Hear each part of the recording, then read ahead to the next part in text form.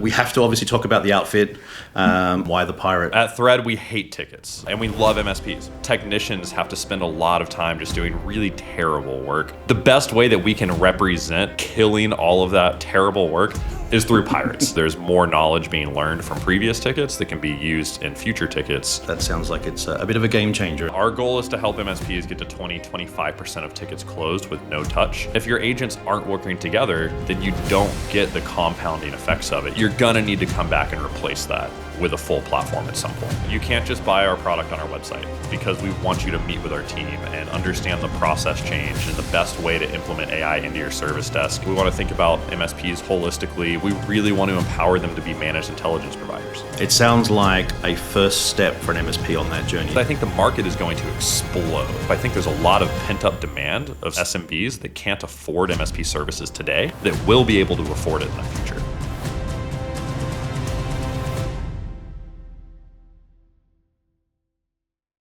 So thank you so much for joining us today. This is the NGage vendor sessions, and I've got my friend here, Bobby, which I'll introduce in just a minute. I'll have him introduce himself. My name's Chris. I'm what I call the vendor manager for Network Group, officially BDM for vendors. Just means that I manage and look after the relationship with all of our vendors, organise our sponsorship, take care of any issues that might come up between our vendors and members. I'll ask my kind guest here to introduce himself. Yeah, hey Chris, great to be here. I'm Bobby Jacobs. I'm the head of growth at Thread. So excited to be here. Fantastic. Thank you so much for joining me. So this is your first official NG event as a vendor in the room. You've been associated with the group for a while. You're working with one of our partners previously, LionGuard, who is still a partner with the group. Yeah. Tell us about your first experiences before actually attending an event. Sure. Yeah. I love Network Group. It is such a cool community. I was with LionGuard, I think probably 2018 is when I started working with Network Group on the LionGuard side, and got to work with a bunch of really great MSPs. And so when I joined Thread, we wanted to partner with Network Group early on. But this is the first time I've gotten to be at a show in person with everybody. So it's been really great to dive into the community and the relationships. And yeah, it's just such a great couple days that's put on. A lot of shows you go and it's like, here's the vendors, and it's almost like a bad word, and they're hidden in the corner. And then you have like the MSPs that are the real stars of the show, and the MSPs are definitely the stars of the show everywhere. But here it's very communal, and it's relational, and everyone is just here to help, and it's very unique in that way. Yeah, we have a fantastic group here at Network Group. So being a member organisation, all of our members are owners of their MSPs, which does make it a closed room effectively. So you've got to be an owner. You've got to get, effectively either be referred in or join. It's a little bit different to a traditional conference or expo, which makes it a lot more unique, and there is certainly a very good camaraderie between all of the members and very supportive. So we have to obviously talk about the outfit. I know Thread and Death of the Ticket. Do you want to sort of give us a bit of background into where that came from and why the pirate? Yeah, every day I get to be a pirate is a great day. I would always rather be a pirate. At Thread, we hate tickets, and we love MSPs, and tickets are just a terrible way to treat people. Technicians have to spend a lot of time just doing really terrible work that's not the work that they want to be doing, where they want to be IT superheroes, right? People get into IT because they want to make people's lives better and solve problems, and the ticket forces you to do statuses and time entries and priorities and types and subtypes and items and statuses and boards and all of this work that is really important to the business owner and the service desk manager, but is not actually that important to getting the problem solved. And so when we say death to the ticket, it just goes back to making people's lives better, making service magical, and killing all of the work that people hate doing that's not magical. The best way that we can represent killing all of that terrible work is through pirates. Everybody loves a good pirate. Obviously, pirates kill tickets, right? Everybody knows that. Yep, definitely. And so, really, it's just the personification of the death to the ticket is the pirate. Yeah, and I don't think there's any sort of technician out there that will be upset with the death of the ticket, because we all know that notes in tickets is just a painful, time-consuming thing that we, as technicians, obviously are excellent at, and we write fantastic notes, and everybody reads them. Yeah, I don't think I've ever met somebody that says, I love tickets and I'm offended by what the back of your t-shirt By the death says. of the ticket, yeah. That's right. Fantastic. So this is your first event in person. You've obviously come in with Thread. You've joined with us for 2026. What's been your first experiences having had our event overnight, the dinner and the activity, and then your on-stage time this morning? Yeah, I mean, you're just a part of the group, and people are genuinely interested in what you do and how you can help. And what's been really great is there's a couple network group MSPs that we already work with, and those MSPs, shout out Abyss and Troy and his team, like they have just been really gracious introducing us to other MSPs. And I think a lot of that comes back to when you're providing real value to someone's business, they're happy to share it in this community. There's not like we're competing and we're all here to learn, but we're not here to help. It's very like if someone's doing something good, they want other people to know about it. And that just makes it really natural to be a part of the community as a vendor here. Yeah, our tech track is here today with us. So we run multiple tracks throughout the year, and this event we've got our in-person for our tech track. I've been on some of their monthly calls, and certainly the Abyss team, great supporters, always happy to talk about Thread and how it's improved their journey and what they're able to do. What do you find from Abyss or any other MSP that you're working for? What do you think they're getting the most benefit out of by using Thread? Yeah, well, they're able to spend more time helping people. Right. And again, going back to death of the ticket, is they don't have to spend all of this manual work that takes away from actually providing great service. So Abyss, like they have their priorities being set on tickets, their categories being set. When an end user reaches out, the agent is responding to that end user. When the technician's working on the ticket, our knowledge agent is working with that technician in real time, suggesting knowledge-based articles for that technician. And it really becomes a flywheel where there's more knowledge being learned from previous tickets that can be used in future tickets to provide a better experience and really get to zero-touch ticket closures. When you can get to 10% of your tickets are closed with nobody touching them just from agentic troubleshooting, like that is magic, and Abyss is experiencing a good bit of that. Fantastic. 10% closures without technicians having to touch the ticket. That sounds like it's a bit of a game changer. And I presume with evolution in terms of AI and the ability for it to understand your process and your procedures, you would see that number slowly grow over time? Yeah, our goal is to help MSPs get to 20-25% of tickets closed with no touch. Now, to get to that number, it will require more actions being taken, actually onboarding the new user for somebody, resetting the passwords, doing those types of things. We're able to get to 10% without taking any action of just troubleshooting. There's a lot of simple tickets. For example, we had an end user the other day ask why their phone wasn't ringing. The agent helped them identify that their do not disturb was on. It suggested they turned it off, and it closed the ticket. Oh, wow, that's fantastic. Yeah, so there's a lot of tickets like that are simple, but going from a technician helping to zero touch, it's game changing. Yeah. And what about, so obviously AI is the in thing right now, right? But Thread didn't start as an AI focused product. It was more about allowing customers to interact in different ways. Tell me a little bit about the journey from the early days through to what you're doing today. Yeah, we started with the focus of death to the ticket. We've always had that. But initially, that meant the admin work that people had to do over email, and they weren't able to chat with their customers. And so people were chatting, but it was illegal, right? It wasn't on the ticket. It was DMing someone directly in Teams, or it was SMS, or it was calling someone's personal cell phone. By opening up the method where people are already spending their time in Teams or Slack, they're able to message directly on the ticket and provide that great experience.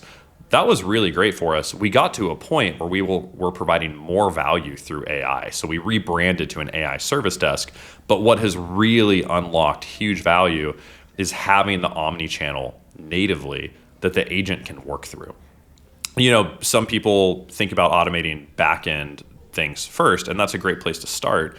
But if it's not able to talk to the customer, it's going to be very limited. There's only so much you can do without customer engagement.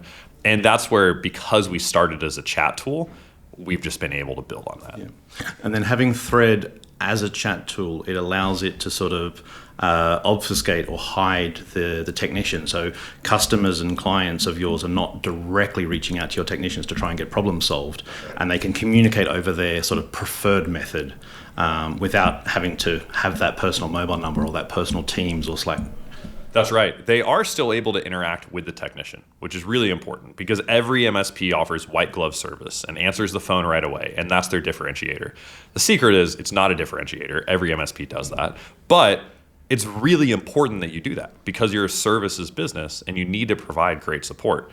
So it has to be built very specifically where you can't DM technicians whenever you want and break the process, but you still have to be able to work with technicians and have that human face and that human touch when needed.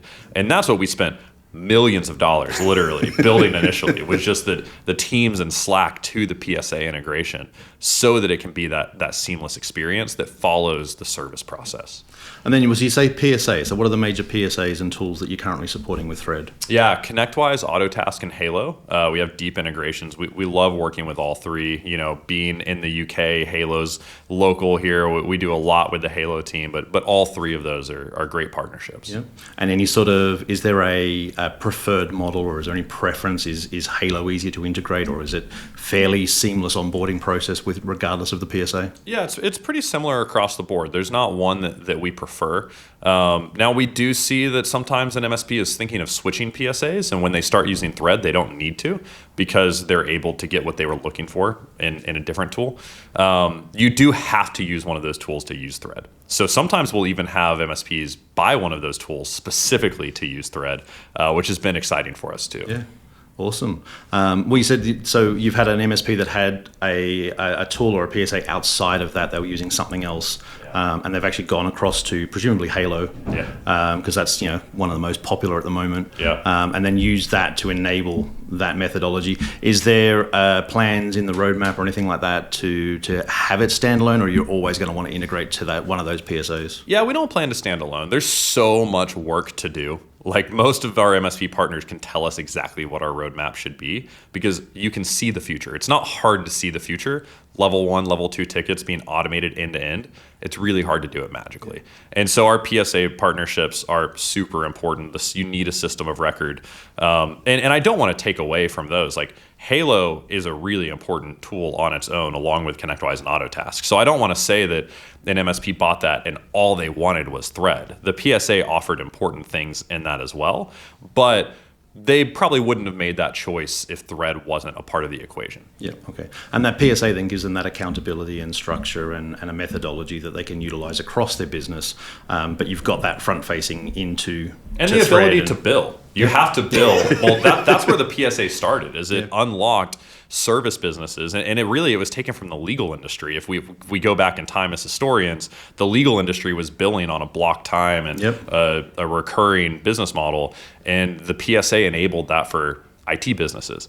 And that's still really, when you think about the multi-tenancy, like, there's not a lot of systems that can bill in a multi-tenant way on a recurring business model for IT and have the tickets tied into it as a system of record. And so that's where, like, you have to have a PSA for those things, or at least a system of record, hard stop.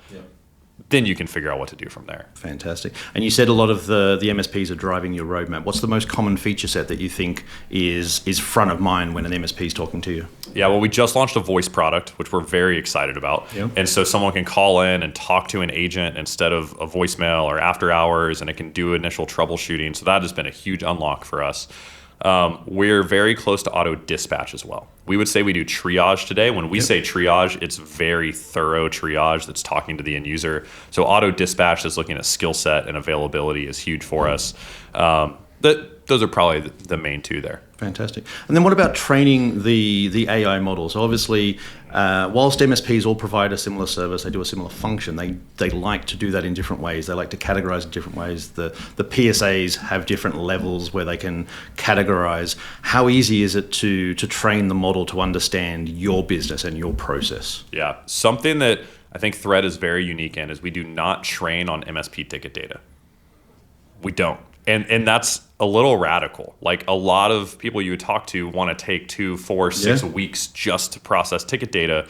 And there's a lot of risk in that. Like, you don't want an LLM trained, one, because your ticket data is not very good, if you're being honest, and your documentation is not very good. And you don't have great notes. You don't have great notes. And so you don't want to build automation off of that. We know how to run a great MSP. And we are built off of that from the ground up. Then you can tweak it. You can say, hey, this software I use is really high priority, so I want the AI to know that. We also will remember things. Hey, this guy works from home on a Friday, and he uses an HP, and he has printer issues sometimes, and he doesn't like phone calls. He prefers email. So we'll keep that as the knowledge, and we'll give that to the LLM every time we're making a decision, but it's not stored there. We're not training on it. And that is something that we are excited to talk a lot more about, because it's a very unique way to build agents in the MSP space. It certainly is very unique. I know there's other tools out there, there's other models out there, and you're 100% correct. They build on either your existing documentation, your existing process, or they analyze your ticket data and you run it for a few weeks while it learns more about it. Yeah. How then do you build the knowledge base? Where does that information come from? Yeah, from ticket data. We are looking at the ticket data. Every time a ticket closes, we run it through the AI, and it decides, is there anything that I should remember from this? But it's not remembering in the AI model. It's remembering it in our system. So it's not training on it. And then it also says, should I write a knowledge base article? Did I learn how to do a process here? Or should I update an existing knowledge base article off of that? So we would call that knowledge and memory. Yep. And between those two, it's giving the system everything it needs to create this flywheel that's getting smarter with every ticket without having to train a risky LLM. Fantastic. And then, so in terms of customization, let's say, for example, I say I'm going to engage with Thread today, how do I understand, or how do I make the system know what I want it to do?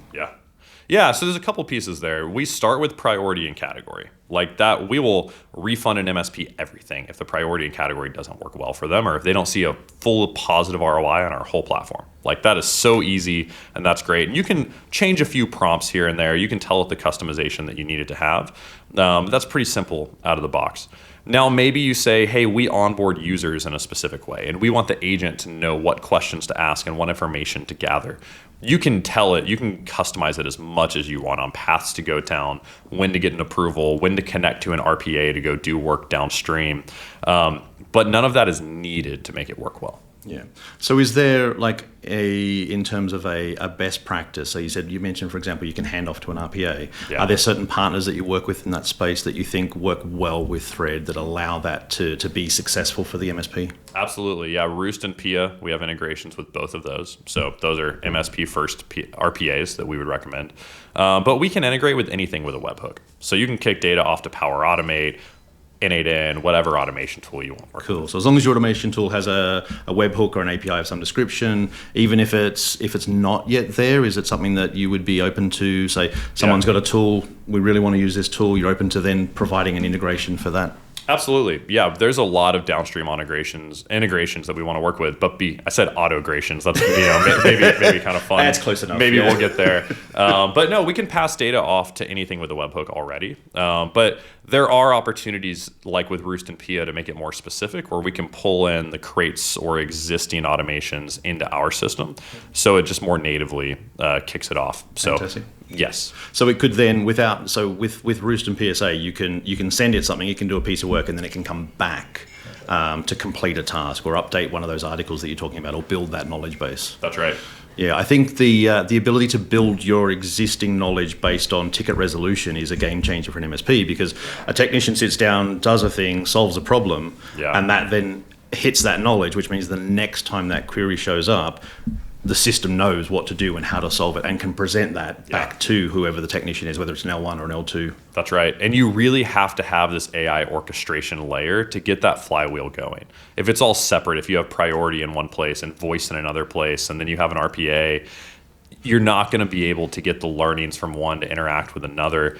So you really need an AI orchestration layer that's in one platform, which is what we're really big on at Thread, to get those outcomes. I love that word you keep using, the flywheel. It's kind of like that engine that just sort of sits in the middle, and stuff comes in and it processes it and pushes it back out. That's right.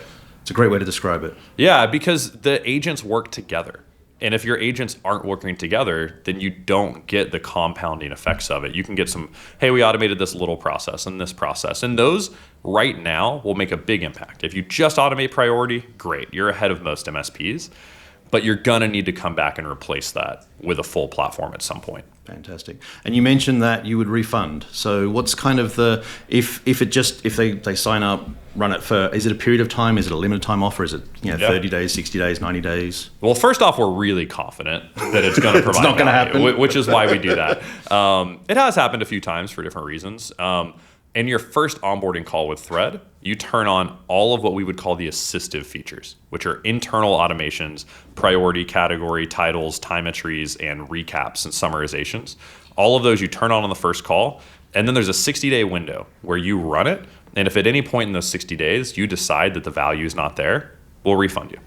Now, the way that it's technically written is if it doesn't provide a positive ROI on our whole product, then we'll refund you. Yeah. So we are guaranteeing a lot there. That's fantastic. And it also means then for that 60 days, it's in your best interest to handhold that MSP as much as possible through that process, get them through that onboarding so that whilst it might not meet their requirements day 1 or day 7 or day 15 or whatever the case may be, you're there to ensure that they are using it to the best of its ability, giving it its best chance to be successful for them. That's right. You can't just buy our product on our website because we want you to meet with our team and understand the process change and the best way to implement AI into your service desk.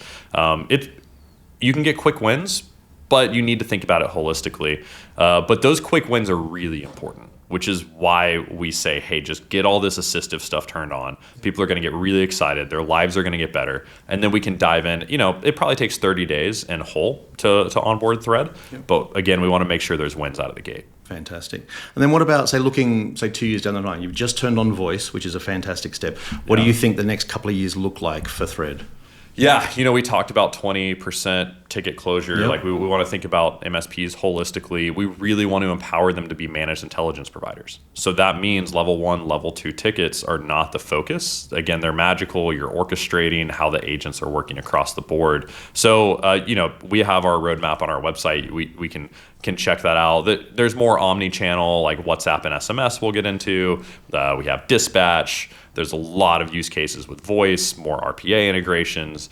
So that's some of it. Yeah, so you mentioned dispatch. I feel like dispatch is can be a bit of a problem for MSPs in general in terms of how they manage it, how they allocate those tickets. Yeah. How are we able to use Thread to sort of handle that, or is that more coming soon? Yeah, it is coming soon. Now, we have partners that tell us today what we do is dispatch. Yep. And they would say that because we can get the ticket categorized and prioritized with all the context and get it on the right service board or queue. Yeah, so categorization is critical. And they would say that's dispatch, and that's great. For some MSPs, they really need it to know skill set and availability. Yep. And then there's 2 main ways we're thinking about dispatch. One is more of a Pez dispenser. Hey, here's the next ticket. Yep. And we'll do that. The other one is to say more of that skill set and availability where it's more intelligently assigning the ticket to the right people. We're working on both options because different MSPs prefer different dispatch models. Yeah, and I think in terms of understanding who has the skill set to solve a particular ticket or if a particular ticket requires a level of skill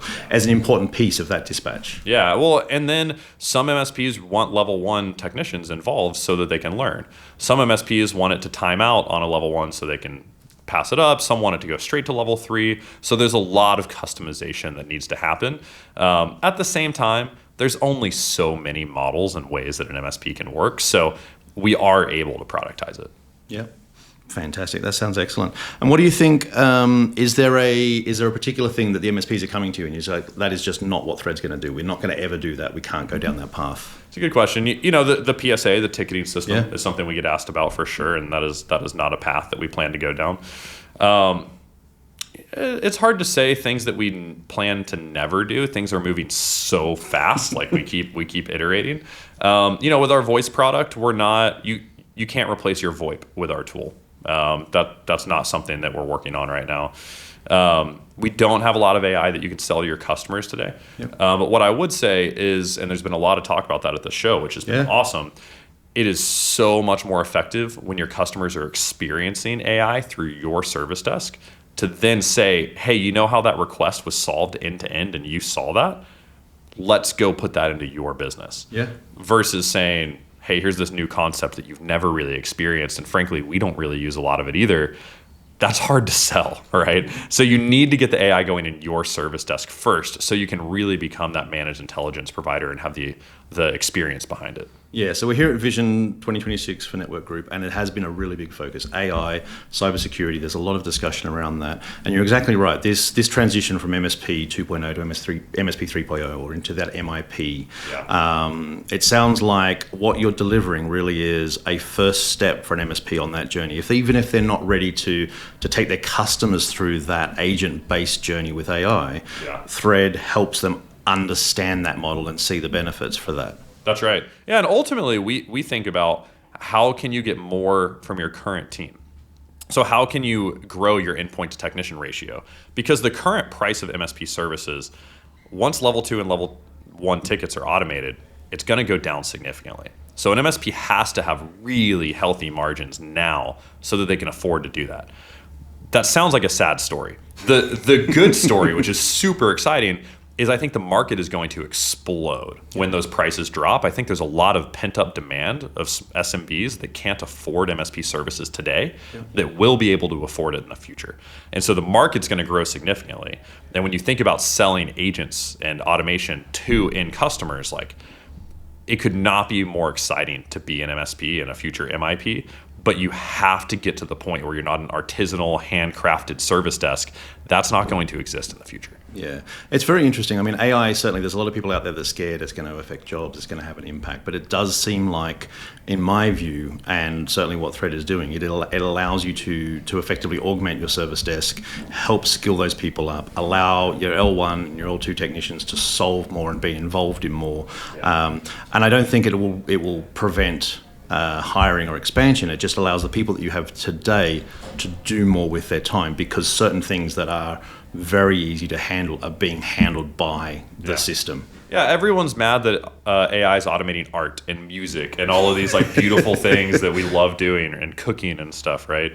I don't think it's quite crushed the cooking piece of it yet. But AI cooking sounds interesting. Yeah, but what is happening here is not stuff people love to do. It's not automating art and music. It's automating the ticket, which people hate, which is very different, and why it's so exciting is it's allowing people to just do more good work that they want to do.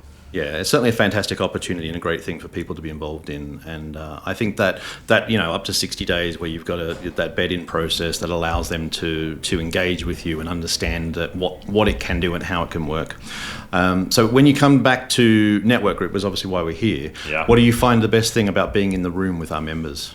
Yeah, being able to sit down and have conversations. We're not behind a booth and it's like a quick 30-second thing and we're giving out some swag. It's real, like, how can we impact your business? How are we thinking about the future? And that goes both directions. And as far as shaping our product, like I know some of the vendors out there were talking about how they kind of built their product with feedback from Network Group members, which is incredible. And it maybe that's a flywheel. It's helping everybody learn from each other and build the right things for the MSPs here. But I think the relational piece of it is it's a really unique environment.